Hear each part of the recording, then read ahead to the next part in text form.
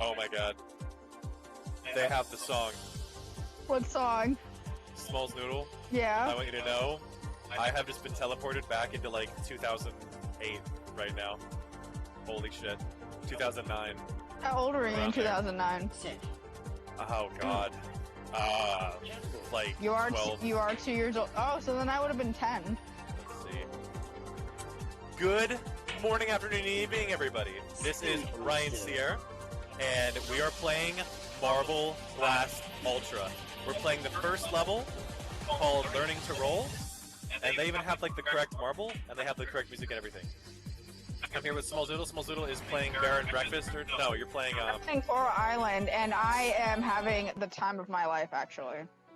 This is really fun. I know it doesn't sound like I'm possibly having fun with like my low energy voice, but I'm working away. I am gathering this farm. Wait, JK, we didn't do Learning to Roll. Hold on. We did a second level for some reason. Oh my god. See, you are... So this is a huge nostalgia point for me. I mean, I'm talking like, I don't even know, before Minecraft, before Skyrim. So this is brilliant. I think it's around, but maybe a little bit after Bloons Tower Defense. Get ready. Set. No, I don't think so. I think I played this. I played this in 6th grade, and I played Bloons back in 7th. So no, this is still older than Bloons, which means Marble Blast Platinum and Gold and shit that we've done before are like, they came out when I was a sperm. So a sperm. A little twinkle in your dad's nutsack. Yeah, but an evil glint in your father's eye when he looked at your mother and said, "Boy, what I would do to go inside of her." God, probably gave your mother a jump scare. She's like, "What the fuck is going on up there?"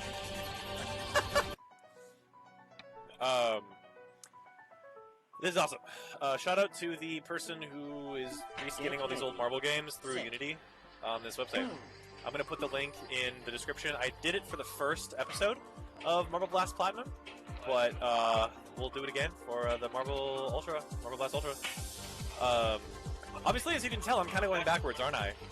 Sort of, because, I mean, yeah, because I started the first Let's Play on here was Marble It Up, when it came to the marble games. And then the second one was Marble Blast Gold, and then Platinum, and now we're on Ultra. Yeah. So, crazy. And then I'm getting this one stone thing, and then... And this song that you hear, by the way, I don't know if I need to turn... You know what? Oh, we can't... It's called Tim Trance. Let's see. Hold up. Let me just go to the menu to lower, or raise, rather, the audio. Ooh. Because people at home need to hear this song. Because this song was like, this made the re-election of Barack Obama for me. When you go big time. Hey, hey, this is what you got now. Hey, hey. Come on, give it up. Anyone who was a Big Time Rush fan more than they were a One Direction fan, please stand up. Would the real Slim Shady please stand up? Who remembers Bridge crossing. Get ready. Who remembers watching the TV show called Big Time Rush? You know, it's so funny that you call Logan that, because, like, honestly, Logan sometimes reminds me of Taylor Lautner. Well, it's because of his name. Yeah. Because of like, I see him and I'm gonna be like, yo, Team Jacob, am I right? You should make that joke. But no, like, I remember when Big Time Rush had, like, a TV show, and, like, it was so funny, because, like, it's so interesting when you're younger. You're like, oh, this is such a niche band. And it's like, it seems niche because where you're at and everything like that. Shit! Piss ass! Pissing. Shit, my ass piss! Oh my god. Anyway. I'm going. I don't know. A lot of people liked One Direction when I was growing up. I liked Big Time Rush. That was my whole deal. I liked One Direction, but like I could live without them. Big Time Rush was older, weren't they? A little bit. They were a lot older, like age-wise. You know who I got into that, like, I have no idea what they're doing, like, by any stretch of the imagination, is Sterling Knight, I think. Is that his name, Sterling Knight? Oh, I remember him, yeah. The blonde guy with the smile Yeah, lines? he was in that one, movie,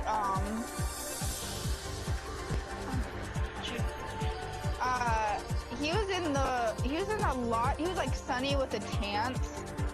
He was in a lot of the Nickelodeon movies. Yeah. Precisely, yeah. And like you can always say, you can always speculate or imagine like, oh well, you know, Mitchell Musso, he's kinda got crazy and all the others have gone crazy. But like whatever happened to Sterling Knight, you know? I think he mellowed out. I think he did like more serious roles, and like I think some of them, it's so funny because they either like turn like into drug addicts or like criminals.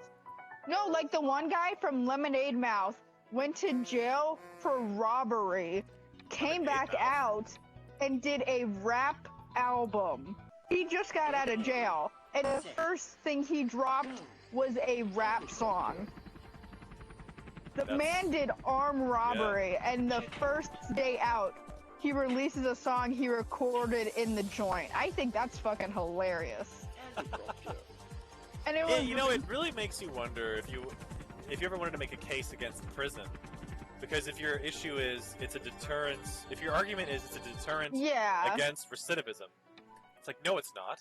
Because people come out of there, they get all fucking hardened and fucked up, and they do stuff again. Like, Get ready. Set.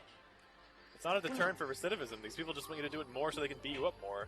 You know? I think like, the interesting thing is like, it's so interesting when you look at child stars and Nickelodeon.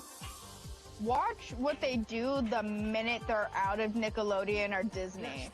Because they either go completely like one end, where they start getting like into serious roles and doing comedy or music. Like they do something that's stabilizing, you know, like the furthers their career. And then you get the whole other inflation porn. Let's see. Oh my god, that's like Inflation porn.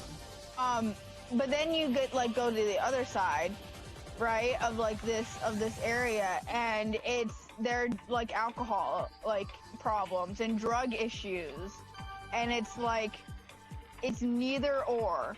It's not like, oh, they have a successful career and they're a drug addict. It's like they're either a drug addict with a struggling career, or they've gone into like something serious and stable. Can you imagine having a successful care's with a drug addiction? Like, well, that must be the challenge. I'm sure there's everyone must feel a challenge from that. They're like, I can do it. I'm sure there's some exceptions. Like Demi Lovato had a successful career, and they were a drug addict. Although now they also go by she, her, and they, them pronouns. So I don't know what the correct. I'm just gonna say they. Yeah. So. Because now let me just say. Oh my God! What? Anyway, let me just say that I am in support of Lovato with what is it? Didn't she? She said something about retiring or taking a long break from touring or whatever. Yeah. I think artists should be. I think artists should have where they have like a year or two break from like world tours. Yeah, whether it's a sabbatical or whether it's an actual retirement, I am totally in support of Lovato because I don't think people understand. Like that's probably what is enabling, like whatever you think she has an issue with, you know. Well, a lot of people, like you know, a lot of stars have said that like being on the road has like been impacting, good and bad, and such like that. And so I think it's good to if you do like 2 years of world tours or a year of world tours and then you pause for 2 years. Yeah. And then in those 2 years, you work on like two mini albums to make into one big album, or work on one big album in those 2 years. Oh my gosh, its name is Butter, and it's an orange cat. Now you start to hear him purr. I think what makes so many artists like have substance issues, and this includes like alcohol and drugs, is that they're on tour constantly. Yeah. And then they're like doing like Adderall, and they're doing like all these different things, and they're drinking so much, and it's just like it's burning them out, and they get like creative fatigue, and they get burnout, and it's like it's okay for you as a artist if you want to stop doing tours for about like 2 years. Like like your fans, if they're truly your fans, they can wait like until so that you don't burn yourself out. Completely. And because I was a tad surprised. I don't know, like, because so we live in this era of the internet, right? And we've lived in here for a long time. I'm not saying it's like too new, but like we've lived in this era of the internet where people will upvote things, and the upvoted comments on a lot of forums will like be the comments that you see. So what happens is when you look at a forum and a lot of people are like, "Oh my God, the comments are so rude." It's like, well, baby, all I see is you saying the comments are rude, you know, because you get upvoted because people deep down know that you're right, and you know, so like. The other day I was looking at this post on Facebook about like Demi taking a break or whatever, and I was expecting to see that kind of like virtue signaling where people would be like, you know, how dare you, Demi can do what she wants, and get like highly upvoted, and I'd be like, well, bro, all I see is you saying that. But then like I saw people being like, this is so dumb. Back at, you know, Led Zeppelin didn't quit touring. Back in my day, Metallica didn't like take a break. And I'm like, are you fucking serious right now? Do people, unironically, human beings have these opinions? I always think it's weird when fans get upset at like a artist or a band being like, hey, we're gonna take a break from like touring for a minute. We want to spend time with our families, or we want to, you know, get serious about a relationship, or you know, like any number of stuff, right? Yeah. And then fans quite literally like lose their shit. Yeah. And it's like why are you losing your shit? Like they are not. People have such a weird parasocial relationship with artists. Like they are not, and you are not entitled to, like, you're not entitled to like who their job, like to them. Like if they don't want to tour for a little while, like, you know, that I feel like that's fine. Cool, I got the checkpoint before I fell. Eat it, suck me! Because I've seen people get upset that, like, you know, certain artists are like, hey, I'm gonna record music and work on my music and wait to do, you know, touring and stuff. And then those people, and then fans get upset because they're like, oh my God, how am I supposed to spend money on... How am I supposed to spend Christmas with my daughter? Yeah, like how am I supposed to spend Christmas with my daughter? I don't know. How am I supposed to show her I love her without buying her tickets to your show? Yeah. And it's like, I don't know, like get her a vinyl, like. Yo, get her vinyl, dude. Wait, did I not just do this? I just did this. What the fuck? Hold up. Exit from level. All right, now I'm at the Carpenters. The one thing I wish in Coral Island the half pipe is that I wish they had. I wish it was clearer on where the freaking like shops are. That's the only difference. Yeah. That's like my one gripe is like I spent forever trying to find the freaking blacksmith. Cha. Can I hold on? I'm gonna kill myself and then land on that checkpoint because I need to be on that counter right there. Yeah, here we are. Oh, this is so pretty. Oh, I got an artifact. That's nice. Oh, the blacksmith Raphael. He's kind of hot. Speed booster. Interesting. What you talking about? Nothing. Just kidding. I really don't care. Nothing.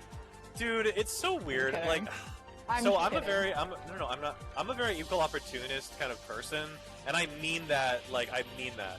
Like, I hands down will be like.